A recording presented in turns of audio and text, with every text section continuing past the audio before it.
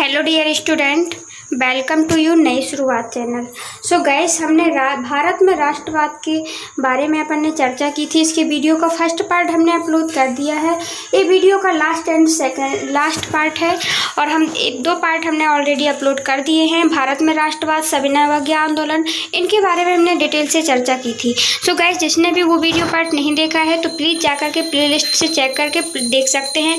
यदि हम दूसरे को रिलेट करते हुए पढ़ेंगे तो हमें ज़्यादा समझ में आता है। सो गाइस, चलते हैं आज की वीडियो की ओर।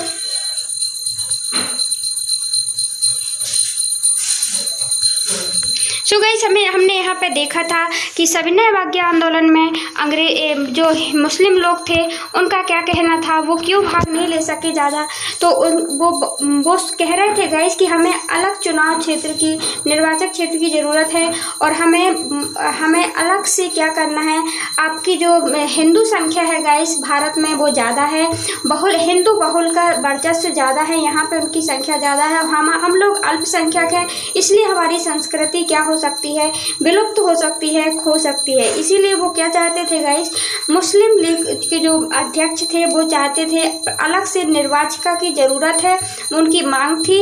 और क्या, हमको आरक्षण चाहिए गाइस, ये उनकी मांग थी। इस कारण से वो इस आंदोलन में एक मुस्लिम लीग का एक कुछ हिस्सा गाइस मुस्लिमों का नहीं जोड़ सका। हिंदू लोगों का वर्चस्व ज़्यादा हो जाएगा। गाइस, हम अब इसको देखते हैं। यहाँ पे क्या लिखा है। 1930 में मुस्लिम लीग के अध्यक्ष थे कौन? सर मोहम्मद इकबाल ने मुसलमानों के लिए अल्पसंख्यक राजनीतिक हितों की रक्षा के उद्देश्य से पृथक निर्वाचिका की ज़रूरत पर एक बार फिर से जोर दिया। कौन? मोहम्मद इकबाल ने गाइस कहा कि मुसलमानों के लिए पृथक निर्वाचिका होना चाहिए, के निर्वाचिका को माना। बाद में सालों से पाकिस्तान की मांग के लिए आवाज़ उठी, उसका बौद्धिक औचित्य इसी बयान से उपजा। उन्होंने जो कहा इस प्रकार था। गाइस, जो हम देखते हैं कि बाद में पाकिस्तान की जो मांग उठी कि हमें अलग देश चाहिए, वो एक न एक प्रकार से इसी मांग से जुड़ा हुआ था। क्योंकि जो मुस्लिम लीडर थे वो क्या चाह रहे थे, उन्हें अलग पृथक निर्वाचिका की मांग की थी। जो उन्हें लग रहा था कि नहीं, हमारी संस्कृतियों को ये लोग हिंदू लोग ज़्यादा हैं तो नहीं मानेंगे और हमारी संस्कृति का कोई औचित्य नहीं रहेगा। सो गाइस, उन्होंने कहा था, क्यों कहा था ऐसा? मुझे यह कहने में, मोहम्मद इकबाल जी कहते हैं कि मुझे यह कहने में ज़रा सी भी हिचकिचाहट नहीं है कि अगर स्थायी सांप्रदायिक बंदोबस्त के तौर पर भारतीय मुसलमान को उसके अपने भारतीय होमलैंड में अपना संस्कृति और परंपरा के अनुसार पूर्ण स्वतंत्र विकास का अधिकार दिया जाए तो वह भारत की स्वतंत्रता के लिए अपना सब कुछ न्यौछावर करने को तैयार हो जाएगा।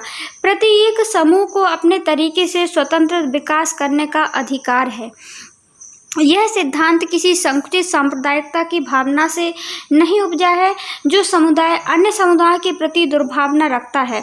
गाइस, मोहम्मद इकबाल जी बोलते हैं कि हम यदि हमारी मांगों को मान लेते हैं, मतलब निर्वाचिका की वो करते हैं, और हमें इसमें वो भी नहीं है, सबके लिए क्या है, सभी समुदाय के विकास के लिए, स्वतंत्र विकास के लिए ज़रूरी है। और उन्हें ये बोलते हैं कि यदि ये मान लेते हैं तो हम सबका समुदाय अलग है गाइस, और सबकी जो सभी समुदायों का स्वतंत्र विकास का अधिकार है।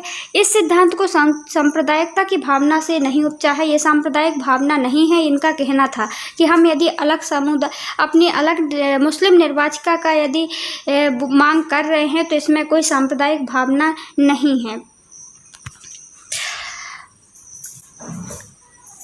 सो गाइस, इनका मानना था कि प्रत्येक समूह को अपने तरीके से स्वतंत्र रहने का अधिकार है।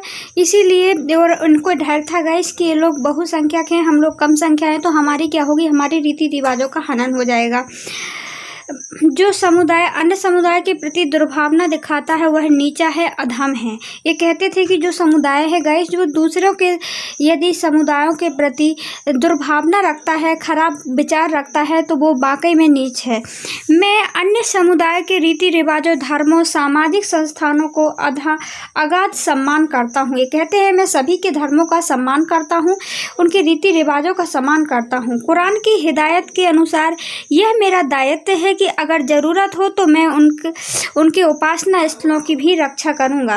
वो बोलते हैं गाइस, मोहम्मद इकबाल कहते हैं कि यदि ज़रूरत होगी तो मैं यदि दूसरों के भी यदि धार्मिक स्थल हैं ये उनकी रीति रिवाजों की भी रक्षा करूँगा। इसमें सभी समुदाय के सभी धर्मों के लोगों को स्वतंत्र रहना उनका अधिकार है, उनके विकास के लिए काम करना उनका कर्तव्य बनता है।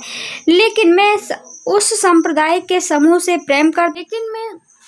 सांप्रदायिक समूह को प्रेम करता हूँ जो मेरे लिए जीवन आचरण का स्रोत है। गैस वो अपने लिए बताते हैं कि मैं अपने संप्रदाय की भी रक्षा करना चाहता हूँ जो मेरे लिए जीवन में आचरण बनने का स्रोत है, जिसने मुझे अपना धर्म, अपना साहित्य, अपना विचार, अपनी संस्कृति देकर मुझे ऐसा बनाया है।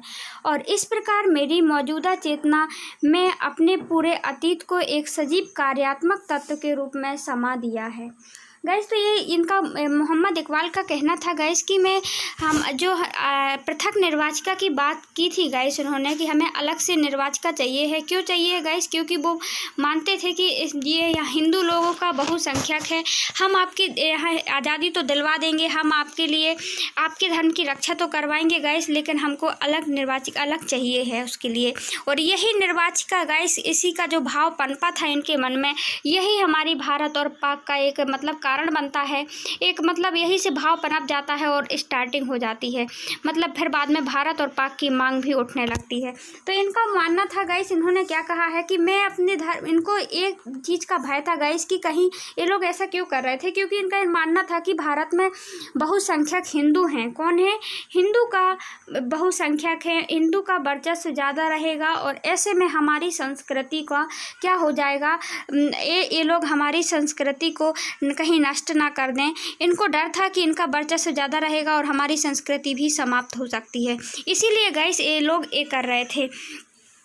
तो इनका मानना था कि मैं सबके धर्म का सम्मान करता हूँ, सबके समूह का धर्मों का विकास करना ज़रूरी है, उसमें कोई सब स्वतंत्र हैं गाइस, स्वतंत्र होना चाहिए। ऐसे में अपने उच्चतर आयाम सांप्रदायिक भारत जैसे देश के भीतर एक लयात्मक समुच्चय निर्माण करने के लिए अपरिहार्य है। भारतीय यूरोप की तरह भारतीय समाज की इकाइयाँ भूभागों में बटी हुई नहीं हैं। भारत में सामुदायिक समूहों को मान्यता दिए बिना भारतीय यूरोप लोकतंत्र के सिद्धांतों को लागू नहीं किया जा सकता। भारत के भीतर भारत की स्थापना के लिए मुसलमानों की ओर से उठ रही मांग बिल्कुल सही थी, इन लोगों का मानना था। गाइस हिंदू सोचता है, हिंदू क्या सोचता है कि ये हिंदू लोग क्यों नहीं मान रहे थे उनके पृथक निर्वाचिका की मांग? इसका कारण क्या था गाइस, अपन इसमें देखेंगे। निर्वाचिका का प्रस्ताव सच्चे राष्ट्रवाद की भावना के विपरीत है। यदि आप इनके हिंदू लोग मान रहे थे कि यदि आप सच्चे राष्ट्रवाद हैं तो आप धर्म कहाँ से बीच में आता है, क्योंकि हम धर्म के बीच में ला ही नहीं रहे हैं ना। हम तो वैसे भी सब धर्म का, यदि आप राष्ट्रवाद हैं तो आपकी पहचान क्या होनी चाहिए कि आप भारतीय हैं। क्या हैं गाइस, आप भारतीय हैं। यहाँ पे यदि हम धर्म या फिर धर्म के आधार पर यदि बांटना शुरू भी कर देते हैं तो एक धर्म में रहने वाले लोगों की भी तो विचार नहीं मिल पाते हैं। हम देखते हैं सभी लोग अलग अलग होते हैं। राष्ट्र शब्द का मतलब एक ऐसे सार्वभौमिक सम्मिश्रण से है राष्ट्र शब्द का मतलब, जिसमें किसी भी समुदाय इकाई को अपनी निजी विशिष्टता को बनाए रखने का अधिकार नहीं हो सकता। लेकिन हालात ऐसे नहीं हैं। भारत नस्ली और धार्मिक विशिष्टताओं वाला देश है। भारत में बहुत ज़्यादा विभिन्नताएं पाई जाती हैं। इसी से आप इस तथ्य को जोड़ दीजिए, मुसलमान आर्थिक रूप से सामान्यतः कमज़ोर हैं, उन पर भारी कर्जे हैं, खासतौर से पंजाब और कई प्रांतों में संख्या कम है। इसके बाद आप देखेंगे कि पृथक निर्वाचिका को बनाए रखने की हमारी बेचैनी का अर्थ क्या है। उनका ये मानना था कि हमारे यहाँ पे जो मुस्लिम हैं वो अल्पसंख्यक हैं और इनकी रीतियों का, इनके धर्म का हनन होगा। गाइस आगे अपन देखते हैं सामूहिक अपनेपन का भाव। गाइस हमने यहाँ पे देखा सबका बिखरा हुआ रूप कि जो दलित लोग हैं वो अपनी अलग मांग रख रहे हैं, वो अलग होना चाह रहे हैं, अलग निर्वाचिका। जब अलगपन का भाव आ जाता है गाइस तो वहाँ पे एकता नहीं रहती है गाइस। और एकता नहीं रहने के कारण हम ऐसे में कैसे आज़ादी पा सकते हैं गाइस। जब हमारा देश हो जाता है तो हम हम कुछ भी कर सकते हैं। अभी तो अंग्रेज़ों की चल रही थी ना गाइस, और यही कारण है कि अंग्रेज़ लोग तो ये चाहते ही थे कि भारत में क्या हिंदू लोग अलग हो जाएं और मुस्लिम लोग अलग हो जाएं, सबका गाइस फूट डल जाए यहाँ पे। और जब बहुत ज़्यादा फूट डल जाती है तो ये लोग एक नहीं रह पाएंगे और हम लोग राज करते रहेंगे। और यही भाव हमें दिखाई दे रहे थे इस समय। तो सामूहिक अपनेपन का भाव कैसे लाया जाए, इसके लिए गाइस बहुत ज़्यादा संघर्ष किया गया। क्या किया गया गाइस? देखिए, राष्ट्रवाद की भावना तब पनपती है जब लोग महसूस करने लगे कि वे एक ही राष्ट्र के अंग हैं। जब राष्ट्रवाद की भावना तो तभी आएगी ना गाइस, बिल्कुल राइट है, कि जब सब लोग एक बिंदु से जुड़ जाएं, एक उद्देश्य से जुड़ जाएं कि हमारा उद्देश्य ओनली क्या है, हम सब एक हैं और हमारा उद्देश्य क्या है गाइस, भारत पर आज़ादी प्राप्त करना। तभी राष्ट्रवाद की भावना उत्पन्न होती है, जब एकता का महसूस होने लगती है, जब वे एक दूसरे को, उन्हें ये नहीं लगना चाहिए कि हमारा धर्म अलग है, आपका धर्म अलग है, आप अलग हैं, हम अलग हैं, आप अलग हैं, ऐसा नहीं होना चाहिए। सब लोग एक समझने लगे, इस सूत्र में बांधने वाली कोई साझा बात ढूंढ लें। लेकिन राष्ट्र लोगों के मस्तिष्क में एक यथार्थ रूप कैसे लेता है राष्ट्रवाद की भावना गाइस?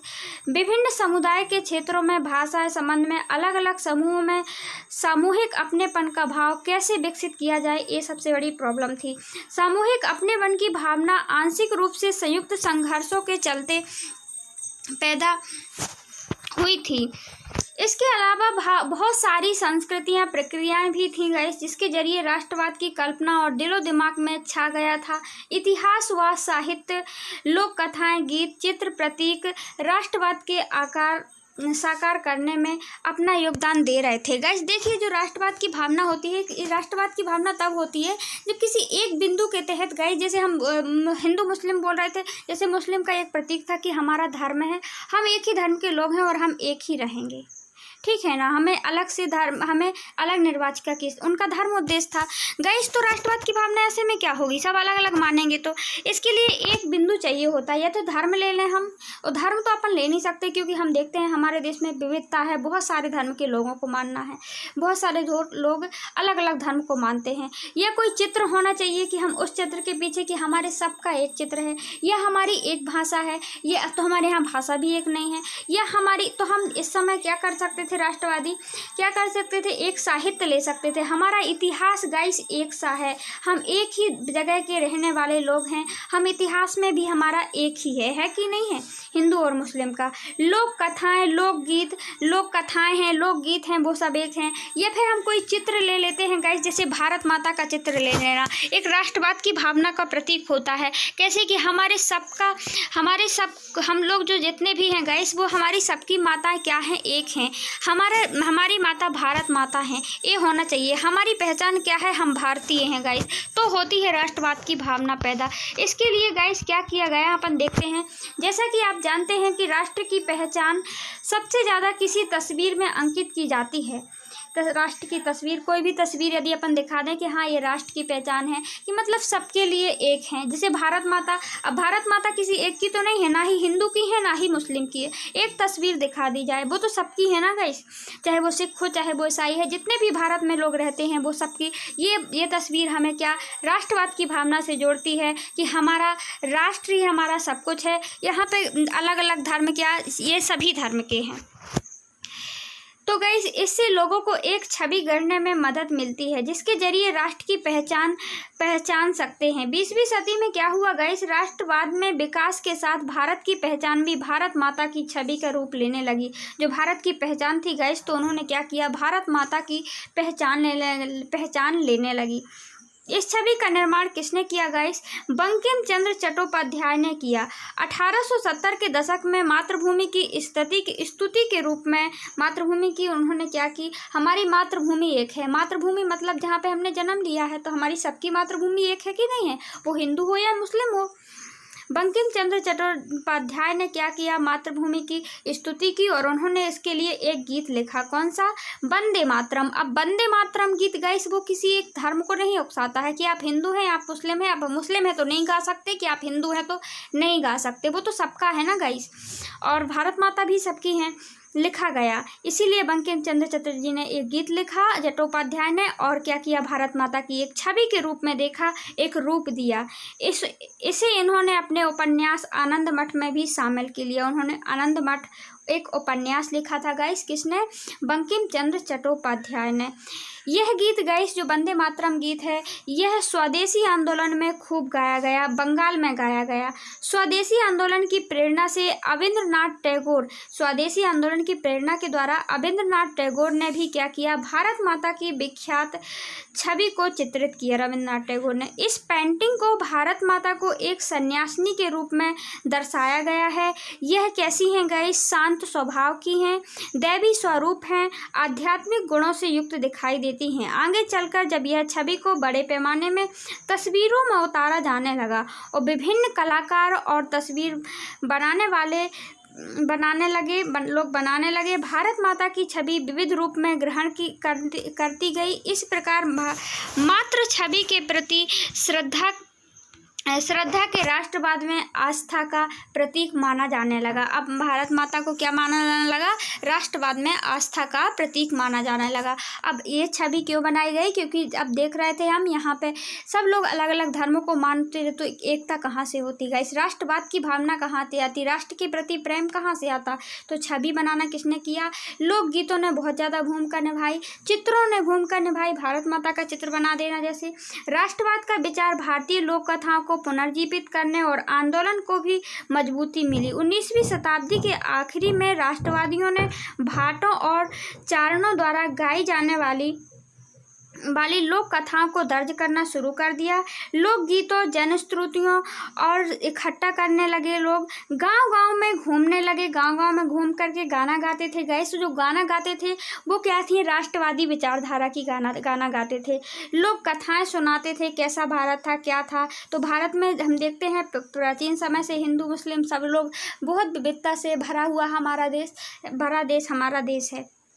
उनका मानना था कि यही कहानी, जो राष्ट्रवादी थे गाइस, तो उनका मानना था कि यही कहानी हमारी परंपरा संस्कृति की सही तस्वीर पेश करती है, जो बाहरी ताकतों के भ्रष्ट दूषित हो चुकी हैं। गाइस जो हमारी परंपराएं हैं, तस्वीरें हैं, वो क्या है? बाहरी परंपराओं से दूषित हो चुकी हैं। हम पाश्चात्य परंपरा को मानने लगे हैं, हमें अपने परंपरा के लिए लौटना चाहिए। जैसे कि दयानंद सरस्वती ने क्या नारा लगाया था गाइस कि भारत की ओर, वेदों की ओर लौटो। तो ये पाश्चात्य संस्कृति से दूर हटो। तो इससे राष्ट्रवाद की भावना पनपती है कि नहीं पनपती है कि हमारा देश है, हमारा राष्ट्र है, और अब इसमें अलगाव की भावना नहीं रहती। यदि हम एक एक धर्म को लेकर के चलते हैं तो भारत में बहुत विविधता है, और विविधता के साथ साथ यदि धर्म को ले लेते हैं तो एक धर्म में रहने वाले लोगों के भी गाइस विचार कभी कभी नहीं मिलते हैं। अपनी राष्ट्रीय पहचान को ढूंढने और अपने अतीत के गौरव को भाव पैदा करने के लिए इस लोक परंपरा को बचाकर रखना जरूरी है। बंगाल में खुद रविंद्रनाथ टैगोर ने भी लोक कथा, गीत, बाल गीत और मिथकों को इकट्ठा करने के लिए निकल पड़े रविंद्रनाथ टैगोर जी। उन्होंने लोक परंपराओं पुनर्जीवित करने वाले आंदोलन का नेतृत्व किया। जो लोक परंपराएं हैं हमारे देश में चली आ रही हैं, हमको उनको छोड़ना नहीं चाहिए। मद्रास में नेत्सा शास्त्री ने फोक लॉर्ड्स ऑफ सदर्न इंडिया के नाम से तमिल लोक कथाओं को विशाल संकलन का 4 खंडों में प्रकाशित किया। उनका मानना था कि लोक कथाएं राष्ट्रीय साहित्य होती हैं और लोगों को असली विचार और विशिष्टताओं के बारे में विश्वसनीय अभिव्यक्ति भी देती हैं। तो गाइस यहाँ पे देख लीजिए आप 2 मिनट, क्या लिखा है? जवाहरलाल नेहरू का एक लोकप्रिय चित्र आप देख सकते हैं गाइस। ये कौन है? जवाहरलाल नेहरू। तो आप देख सकते हैं इस चित्र में जवाहरलाल नेहरू ने भारत माता और भारत के नक्शे को हृदय से लगाया हुआ है, रखे हुए दिखाई देते हैं। बहुत सारे चित्र राष्ट्रवादी नेताओं को अपना सिर भारत माता के चरणों में चढ़ाते हुए दर्शाया गया है। माँ के लिए बलिदान और विचार के से लोगों की कल्पना में महत्वपूर्ण था। गाइस माता के लिए बलिदान करना उनके लिए कोई बात नहीं थी, और वो ऐसे चित्र गाइस दिखा रहे थे जो राष्ट्रवादी नेता थे। देखिए यहाँ पे जवाहरलाल नेहरू बने हुए हैं, उनके छात्र में भारत का चित्र लगा हुआ है और वो हृदय से माता को लगाए हुए हैं। कई ऐसे चित्र बनाए गए गाइस राष्ट्रवादी भावना को उकसाने के लिए कि लोग अपने सिर को माता के ऊपर चढ़ाते हुए माता के चरणों में चढ़ाए हुए हैं, दर्शाया गया है, और उन्होंने अपना बलिदान कर दिया है। सो गाइस देखते हैं आगे। तो बहुत से लोकगीत कथाओं को यहाँ पे अपन ने पढ़ लिया था। जैसे कि राष्ट्रीय आंदोलन आगे बढ़ा, राष्ट्रवादी नेता एकजुट करने लगे। राष्ट्रवादी जैसे ही आंदोलन बढ़ता है तो राष्ट्रवादी नेता लोगों को एकजुट करने और राष्ट्रवाद की भावना भरने के लिए इस तरह के चिन्हों और प्रतीकों के बारे में ज़्यादा जागरूक होते गए। बंगाल और स्वदेशी आंदोलन के दौरान एक तिरंगा झंडा हरा, पीला, लाल तैयार किया गया। इसमें ब्रिटिश भारत के 8 प्रांतों का प्रतिनिधित्व, कमल के 8 फूल और हिंदू और मुसलमानों के प्रतिनिधित्व करता है। चंद्र दर्शाया गया है। 1921 में गांधी जी ने भी स्वराज झंडा तैयार कर लिया था। 1921 में स्वराज का झंडा तैयार कर लिया था। यह भी तिरंगा कैसा था? सफ़ेद, हरा और लाल। कैसा था? सफ़ेद, हरा और लाल था। गांधी जी ने तैयार किया था। गाइस यहाँ पे आप मूर्ति देख सकते हैं। ऐसे गांधी जी की भारत माता की मूर्ति बनाई गई। इसके मध्य गांधी जी के प्रतीक चरखों की तरह की जगह दी गई थी। स्वावलंबन का प्रतीक था। जुलूसों में झंडा थामे चलना शासन के प्रति अवज्ञा का संकेत था। यदि हम झंडा को ले जाते हैं गाइस, यहाँ पे देख सकते हैं कमल की देवी की वो की गई है। इसमें संकेत बना गए हैं। 8 जो फूल लगे हुए हैं उसमें मुस्लिम का भी प्रतीक होता है। कुछ गाइस देखते हैं हम किसका प्रतीक होता है। विभिन्न प्रांतों का प्रतीक होता था गाइस इनकी तस्वीरों में। इनको यदि आंदोलन करते थे गाइस तो झंडा ले जाते थे और झंडा ही इनका मेन प्रतीक होता था चलना। शासन यदि कोई आंदोलन में झंडा थामे चल रहा है तो इसका प्रतीक क्या है कि वो ब्रिटिशों की क्या कर रहे हैं? अवज्ञा कर रहे हैं। वो उनकी आदेश का पालन नहीं कर रहे हैं। इतिहास की पुनर्व्याख्या राष्ट्रवाद की भावना पैदा करने का एक और साधन था गाइस। इतिहास की यदि हम पुनर्व्याख्या करते हैं तो राष्ट्रवादी भावना को पैदा करने के एक और साधन था। अभी तो हमने देखा कि चित्रों का सहारा लिया राष्ट्रवादियों ने, चित्र बनाए गए। बहुत ज़्यादा चित्रों से भी राष्ट्रवादी भावना उपजी। कैसी राष्ट्रवादी भावना उपजी गाइस? इससे क्या कि सबको लगा कि नहीं, हम सब एक हैं, हमारी भारत माता एक है, राष्ट्रवाद की भावना के लिए। दूसरा क्या अपनाया गाइस इन्होंने? इतिहास की पुनर्व्याख्या की कि हमारा इतिहास सबका एक है, क्योंकि हमारे लिए यही एक बिंदु था सबको जोड़ने के लिए। था कि नहीं था? इतिहास की व्याख्या, पुनर्व्याख्या राष्ट्रवाद की भावना को पैदा करने का एक साधन था। 19वीं शताब्दी के अंत तक आते आते बहुत सारे भारतीय यह महसूस करने लगे थे कि राष्ट्र के प्रति गर्व का भाव जगाने के लिए भारतीय इतिहास को अलग ढंग से पढ़ाया जाना चाहिए। ये गाइस ये समझने लगे थे, जो राष्ट्रवादी विचारधारा समझने लगी थी गाइस कि हमें अपने इतिहास को भारतीयों के ढंग से पढ़ाया जाना चाहिए, जो हमारा इतिहास अलग है। अंग्रेजों के नज़र से भारतीय पिछड़े और आदिम लोग थे। जो अंग्रेज गाइस पढ़ाते थे उनके नज़र से क्या थे? भारत क्या थे? पिछड़े हुए लोग थे और आदिम लोग थे और अपना शासन खुद नहीं संभाल सकते थे।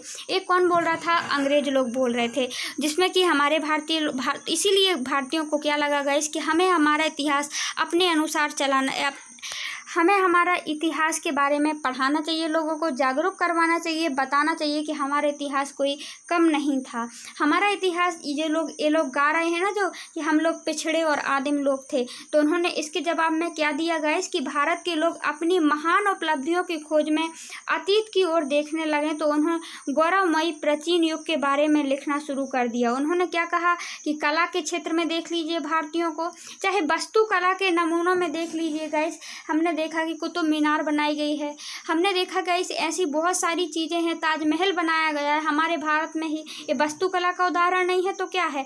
यहाँ पे हमने देखा था विज्ञान के क्षेत्र में भी गाइस आर्यभट्ट जैसे क्या हुए, बहुत ज़्यादा खगोल शास्त्री हुए। हमारा इतिहास कहाँ का खराब है? ये लोग जो बोल रहे हैं कि हम क्या हैं? आदिम लोग हैं, पिछड़े लोग हैं और हम अपना भारत को शासन व्यवस्था नहीं चला रहे हैं, नहीं चला सकते। ऐसे कैसे नहीं चला सकते? गणित के क्षेत्र में ही देख लीजिए, वस्तुकला में किस किस क्षेत्र में देखना है भारतीयों को? भारतीयों का इतिहास ये दबा हुआ इतिहास नहीं है। आपसे हमने आपको मतलब हमारी जो संस्कृतियाँ हैं उससे विभिन्न देशों ने शिक्षाएँ ली हैं गाइस। आप कहाँ की बात बता रहे हैं कि क्या है कि हमारा देश आदिम और बिना हमारे शासन को चलाने में, संभालने में सशक्त नहीं है। कानून को दर्शन और हस्तकला के व्यापार फल फूल रहे हैं। हमारे यहाँ के कानून, दर्शन, हस्तकला, उस समय हमारा पिछड़ा हुआ भारत उस समय पिछड़ गया कि कुछ नवाब थे, उनकी गलतियों की वजह से आप यहाँ पे आ गए और हमारे कुछ गलतियों की वजह से आपने, और आप ये कैसे कह सकते हैं कि हमारा इतिहास कमज़ोर है? उनका मानना था गाइस, कहना था कि महान युग के बाद, पतन के बाद समय आया और भारत गुलाम बन गया। वो तो थोड़ी सी गलती, महान युग के बाद एक समय आया कि समय तो गाइस सबका आता, अदला बदली होती रहती है, कभी समय अच्छा आता है, कभी बुरा आता है, और ख़राब समय का आपने फ़ायदा उठाया और हम लोग गुलाम बन गए हैं। इसके कारण आप बोल रहे हैं कि हम चला नहीं सकते। इस राष्ट्रवादी इतिहास में पाठकों के अतीत में भारत की महान उपलब्धियों पर गर्व करने और ब्रिटिश शासन के तहत दुर्दशा से मुक्ति के लिए संघर्ष का मार्ग अपनाने का आह्वान किया। ऐसी कथाओं ने गाइस बहुत ज़्यादा हमें अपने राष्ट्र के प्रति गर्व भर दिया कि हमारा राष्ट्र भी, हमारा इतिहास भी कम नहीं था गाइस। वो तो एक समय आया और आपने गुलाम बना लिया। हमारा इतिहास किस क्षेत्र में देख लीजिए, कला के क्षेत्र में देखिए तो यहाँ पे भी बहुत कम कलाकार नहीं थे गाइस। यहाँ पे वास्तुकला कम नहीं थी गाइस, जहांगीर जैसे शासनकाल में आप देख सकते हैं। और गाइस बेहतर कला का उदाहरण प्रदर्शन मिलता है गाइस, ऐसी इमारतें होती हैं। या फिर आप खगोल शास्त्र में देख लीजिए गाइस, तो आर्यभट्ट जैसों ने बहुत ज़्यादा प्रगति की थी। गणित का निर्माण गाइस किसने किया था? आर्यभट्ट से ही हमें मिलता है। बहुत से देशों को गाइस कुछ ना कुछ दिया है हमारे देश ने। तो इससे क्या हुआ गाइस, ऐसे इतिहास पढ़ाने से, हमारा इतिहास लाने से क्या हुआ गाइस, लोगों के मन में अपने राष्ट्र के प्रति, कि पाठकों के जो भी पढ़ता था गाइस, तो उससे क्या हुआ, उसमें गर्व की भावना, राष्ट्रवाद की भावना पनपती थी कि हमारा भारत भी कम नहीं है, और लोग एकजुट हो जाते थे। देखिए पुराने समय में, इनका पढ़ लेते हैं अपन। पुराने ज़माने में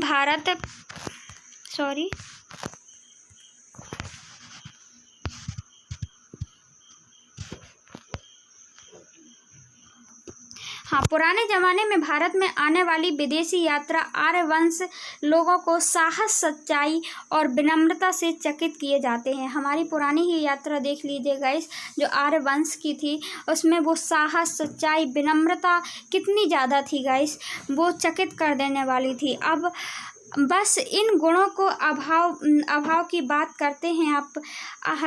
उस ज़माने में हिंदू विजय के लिए निकलते थे। ततार, चीन, अन्य देशों को अपनी विजय पताका फहराते थे। अन्य देशों में गाइस बहुत ज़्यादा अपनी विजय की पताका फहराते थे। अब एक क्षुद्र द्वीप के चंद्र सिपाही भारत के भूमि पर कब्जा किए हुए हैं। तो और अभी की बताया गाइस, जो हमारा भारत पूरे विश्व में गाइस लहराता हुआ हमारा झंडा आता था, और ये कुछ सिपाही, क्षुद्र सिपाही, बेकार से सिपाही क्या कर रहे हैं, भारत पर कब्जा किए हुए हैं। तारिणी चट्टोपाध्याय, भारतवर्ष इतिहास, तो ये लिखा था गाइस चट्टोपाध्याय ने। देखिए छवियों का सहारा लिया जा रहा था, वे हिंदू प्रतीक थे, इसलिए अन्य समुदाय के लोग अलग थलग से महसूस करने लगे थे।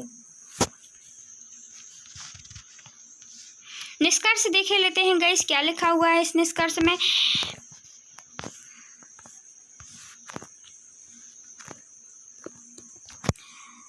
अंग्रेजी सरकार के खिलाफ बढ़ता गुस्सा विभिन्न भारतीय समूहों, वर्गों, स्वतंत्रता को साझा संघर्ष में खींच रहा था गाइस। जो अंग्रेज सरकार जो इन पर सबको, भारतीयों पर जो जुल्म कर रही थी, तो वो सब वर्ग के लोग, समूह के लोग गाइस, वो स्वतंत्रता की साझा संघर्ष की ओर खींच रहा था। सबका उद्देश्य था कि हमें स्वतंत्र होना है। महात्मा गांधी के नेतृत्व में कांग्रेस ने लोगों के असंतोष, परेशानियों को स्वतंत्रता के संगठित आंदोलन में समाहित करने का प्रयास किया। गाइस जो जैसे जुल्म हो रहे थे, परेशानियां दे रहे थे अंग्रेज लोग, तो महात्मा गांधी जी आते हैं, उन्होंने क्या करते हैं, उन्होंने क्या किया गाइस, उन्होंने और जो कांग्रेस की स्थापना हुई थी गाइस, कांग्रेस के नेतृत्व में क्या किया, सबको समाहित करने का प्रयास किया, सबको इकट्ठा करने का प्रयास किया और स्वतंत्रता आंदोलन में समाहित करने का प्रयास किया। उन्होंने आंदोलन के जरिए पूरे देश में एकता को सूत्र में पिरोने का प्रयास किया। लेकिन जैसा कि हमने देखा कि इन आंदोलनों में हिस्सा लेने वाले विभिन्न समुदाय और वर्ग के लोग अलग अलग आकांक्षाओं और अपेक्षाओं के साथ हिस्सा ले रहे थे। हम देख रहे थे जो स्वतंत्रता के लिए जो अलग अलग वर्ग के लोग अलग अलग आकांक्षाओं के लिए हिस्सा ले रहे थे, सबके उद्देश्य अलग अलग थे। बहुत से लोग क्या कर रहे थे, वो अपनी मांग रख रहे थे, वो अपनी मांग रख रहे थे, उनकी शिकायतें गाइस अलग अलग थीं। जैसे अब हिंदू धर्म के लोग, वो यहाँ पे हमने देख लिया, दलित लोग थे, वो अलग उनकी आकांक्षाएं थी, सबकी आकांक्षाएं अलग थी। हमें क्या चाहिए, हमें कोई बागानों से मुक्ति चाहता था, तो कोई अपने धर्म की मतलब अलग निर्वाचिका चाहता था। उनकी शिकायतें बहुत व्यापक थीं, इसलिए औपनिवेशिक शासन से मुक्ति का भी सबके लिए अपना अपना अर्थ था। सब जो आज़ादी चाहते थे गाइस, तो सबके लिए अपना अपना अर्थ था। औपनिवेशिक बात से मुक्ति चाहते थे, उनका अलग अलग अर्थ था। जैसे किसान लोगों का अलग अर्थ था कि हम अपनी भूमि हमारी होनी चाहिए और हमें भूमि मिलनी चाहिए गाइस। ये पट्टे रख लिए जाते हैं, उनको नहीं रखा जाना चाहिए, लगान को कम किया जाना चाहिए। तो सबकी स्वतंत्रता के लिए अलग अलग मायने थे। और बागान में लोग कहते थे कि हमको घर जाने दिया जाना चाहिए, उनकी वही स्वतंत्रता थी। जो असम साइड के बागान थे गाइस, बागों में काम करते थे, तो और जो कृषि करवाते थे अंग्रेज लोग, तो उनकी स्वतंत्रता का अलग था।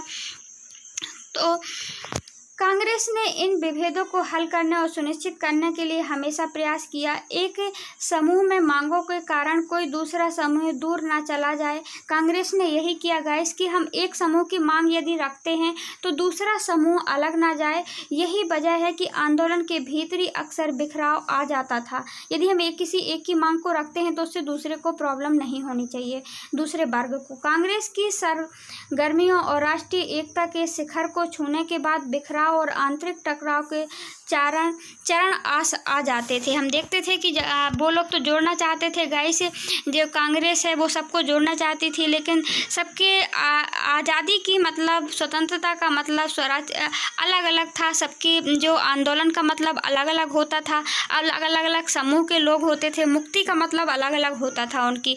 और यही कारण है कि हम देखते थे जो कांग्रेस है उसमें भी क्या दिखाई देते थे गाइस, कांग्रेस तो सबको इकट्ठा करना चाहती थी, लेकिन क्या हो जाता था, उसमें भी बिखराव नज़र आने लगता था। संक्षेप में राष्ट्रवाद के आई होप गाइस आपको ये लेसन समझ में आया होगा। ये देख लेते हैं, 2 मिनट में पढ़ लेते हैं। भारत छोड़ो आंदोलन क्या था, भारत छोड़ो आंदोलन और कब कहा गया। सीधे तौर पर भारत को छोड़िए आप और यहाँ से जाइए, हम अपनी व्यवस्था को चला लेंगे। सो गाइस, क्रिप्स मिशन की असफलता और द्वितीय विश्व युद्ध के प्रभावों से व्यापक असंतोष जन्मा। क्या हुआ गाइस, 1939 में क्या हो जाता है, द्वितीय विश्व युद्ध शुरू हो जाता है, 1945 तक चलता है।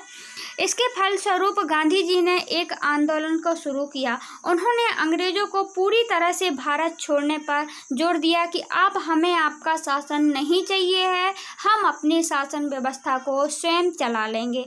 वर्धा में 14 जुलाई 1942 को अपनी कार्यकारिणी में कांग्रेस कार्य समिति ने ऐतिहासिक भारत छोड़ो का प्रस्ताव पारित किया, जिसमें सत्ता की भारतीयों को तत्काल हस्तांतरण एवं भारत छोड़ने की मांग की गई कि आप भारत छोड़ दीजिए।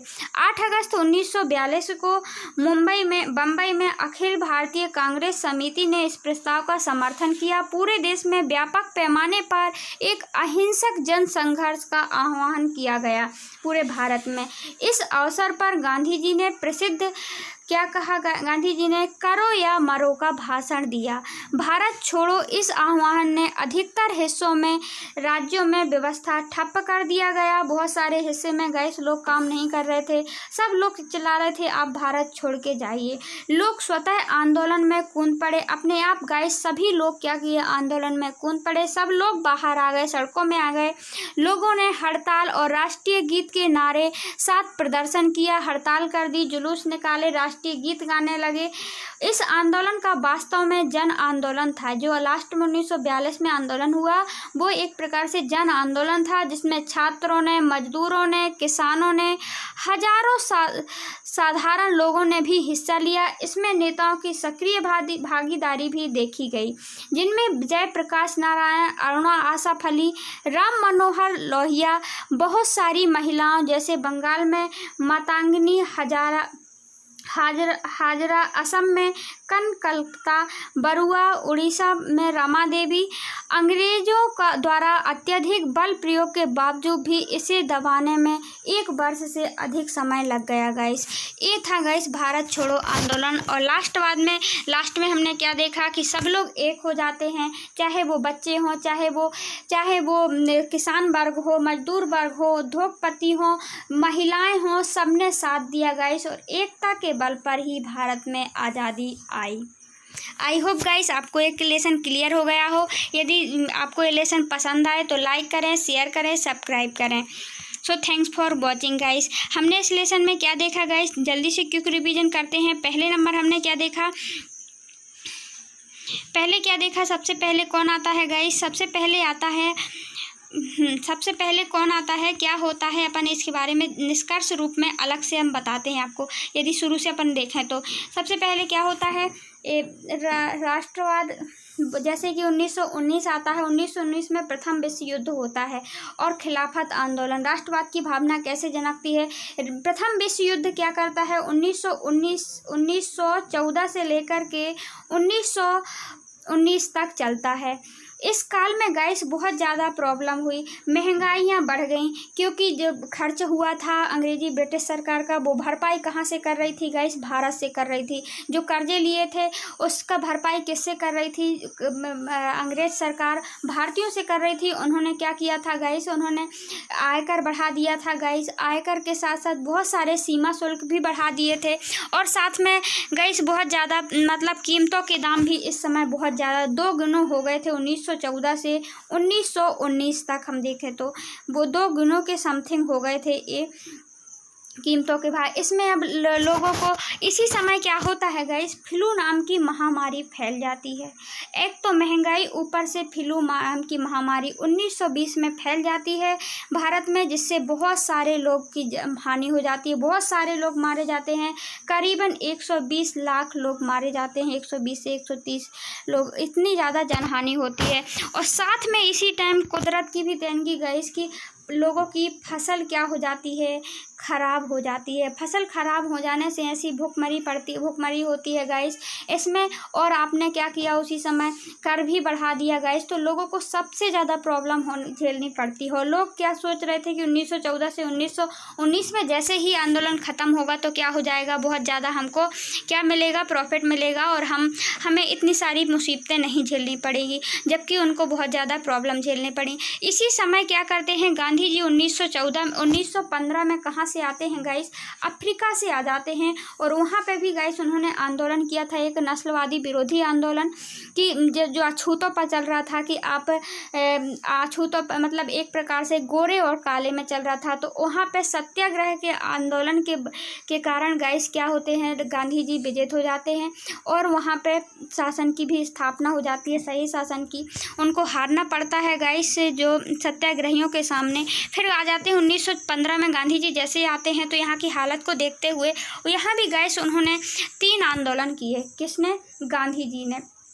पहला आंदोलन उन्होंने 1917 में किया गाइस, 1917 में चंपारण में किया आंदोलन। दूसरा आंदोलन चंपारण में जो आंदोलन हुआ वो उसके लिए हुआ गाइस जो नील की खेती करवा रहे थे ये लोगों से। और दूसरा आंदोलन गाइस चंपारण के बाद खेड़ा में होता है। खेड़ा में आंदोलन होता है गाइस, ये लोग 1917 में करवाए थे। इन्होंने कर्ज मतलब कि लगान कम लिया जाए, लोगों की फसल खराब हो गई है।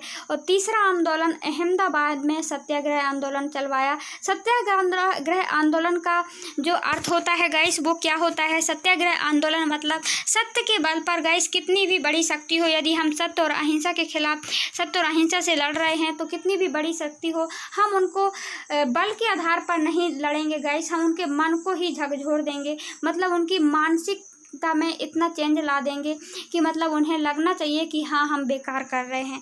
तो गाइस ये आंदोलन काफ़ी सफल होते हैं इनके। फिर बाद में क्या आ जाता है गाइस, 1919 में आ जाता है रॉलेट एक्ट। रॉलेट एक्ट के तहत गाइस क्या होता है, रॉलेट एक्ट 1919 में आता है और इसके तहत गाइस क्या लगाया जाता है कि रॉलेट एक्ट क्या होता है, जो आया, जो आंदोलन के खिलाफ ही आया गाइस। क्या किया, प्रशासनिक अधिकारों को ज़्यादा शक्ति मिल जाती है। इसमें क्या बोल दिया जाता है कि यदि आपको संदिग्ध अवस्था में भी आप किसी को भी, क्रांतिकारियों को भी बंदी बना सकते हैं, लोगों को, और बिना मुकदमा चलाए 2 साल तक आप उनको जेल में रख सकते हैं।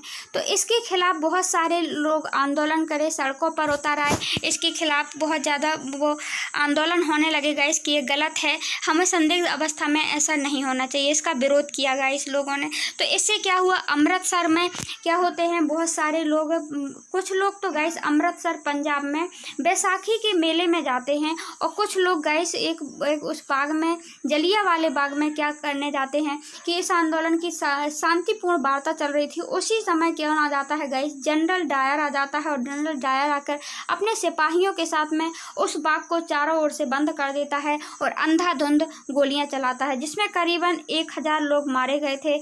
और जिसमें कि इसके बाद आती है हंटर समिति इसकी जांच के लिए ब्रिटेन से। तो हंटर समिति ने 349 लोग ही बताए कि मारे गए हैं गाइस। ये होता है। तो ये सब झड़प के कारण ही गाइस अब लोगों में आक्रोश फैला और ज़्यादा आंदोलन शुरू हो जाते हैं। इसी सब का प्रतीक था गाइस राष्ट्रवाद आंदोलन। राष्ट्रवाद आंदोलन जैसे ही आता है तो गाइस धीरे धीरे क्या होता है, लोग, इसके बाद असहयोग आंदोलन आता है। लोग, गांधी जी कहने लगते हैं कि जब हम इन लोगों का, भारत में जो ये लोग आए हैं ये हमारे सहयोग के कारण ही आए हैं और जब हम इनका सहयोग ही नहीं करेंगे तो ऑटोमेटिकली यह सब चले जाएंगे।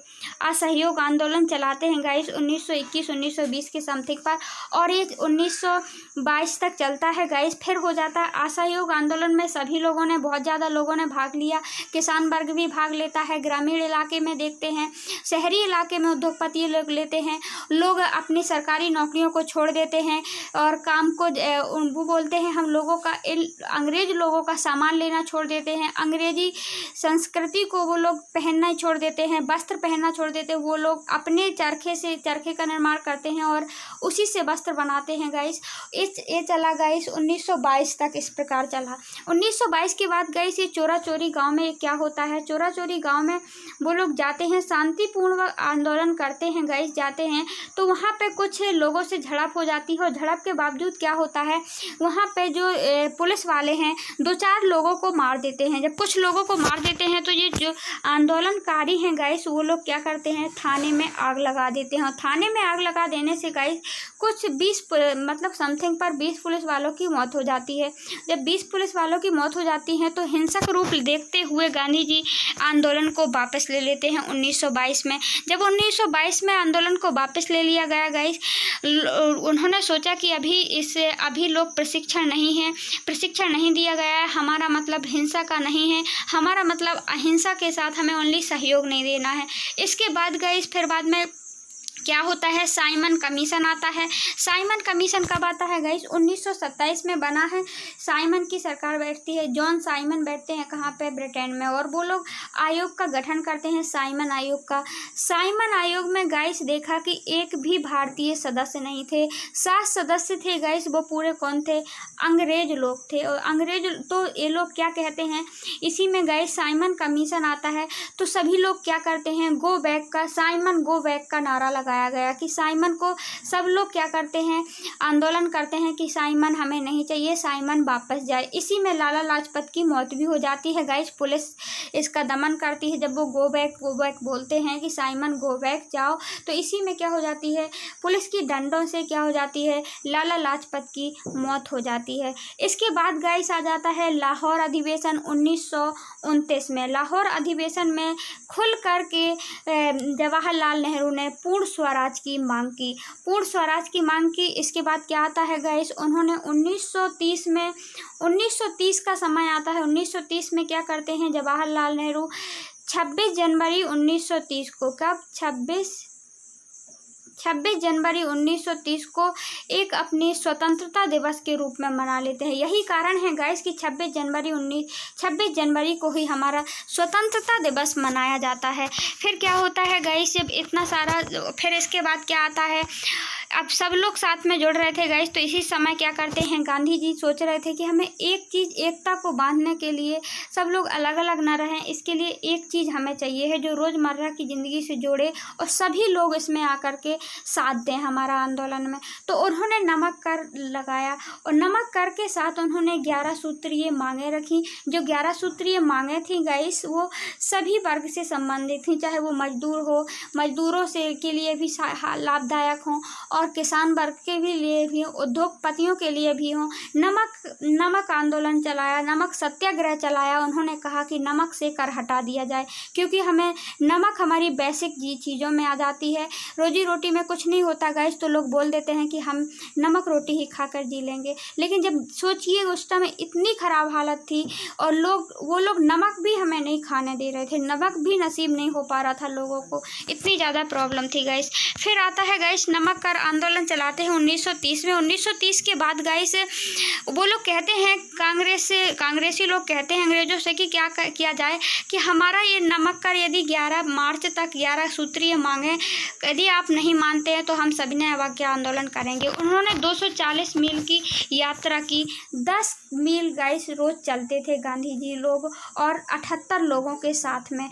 और ये कहाँ गए गाइस, साबरमती से लेकर के कहाँ चले थे गाइस, ये चले थे वो दांडी तक जाते हैं गाइस। और वहाँ पे समुद्र के किनारे उन्होंने सविनय अवज्ञा आंदोलन चलाया गाइस और कहा सविनय अवज्ञा का मतलब ही क्या होता है, हम आपके रूल और रेगुलेशन को नहीं मानेंगे, आपके रूल और रेगुलेशन की अवज्ञा की जाएगी यदि आप नहीं मानते हैं तो उन्होंने सबसे पहले क्या किया, सविनय अवज्ञा आंदोलन को सबसे पहले कौन सा रूल तोड़ा कि उन्होंने नमक बनाया समुद्र के किनारे। जब पानी को उबाल करके नमक बनाया, क्योंकि समुद्र का पानी क्या होता है, खारा होता है, उसमें नमक उसी से बनता है। तो वहाँ से क्या बनाया, उन्होंने नमक बनाया जो कि एक अंग्रेज शासन के खिलाफ था, वो लोग नमक भी नहीं बनाने देते थे, तो उन्होंने अवज्ञा की, सभी जगह अवज्ञा होने लगी। इस तरह से गाइस सभी लोग जुड़ते गए। ये रहा गाइस आज का लेसन, हम इसका निष्कर्ष पार्ट अलग से डाल देंगे। So thanks for watching guys, मिलते हैं किसी और वीडियो पर इसी के निष्कर्ष पार्ट पर। सो थैंक यू, पढ़ते रहिए, आगे बढ़ते रहिए। आप कमेंट करिए आपको कैसा वीडियो लगा। यदि आपको कोई भी शिकायत है इस वाले वीडियो से या कोई भी प्रॉब्लम है तो आप कमेंट बॉक्स में कर सकते हैं कमेंट, हम उसमें सुधार करने की कोशिश करेंगे। और साथ में कोई भी टॉपिक से संबंधित यदि आपको वीडियो चाहिए है तो आप कमेंट बॉक्स में कमेंट कर सकते हैं। Thank you.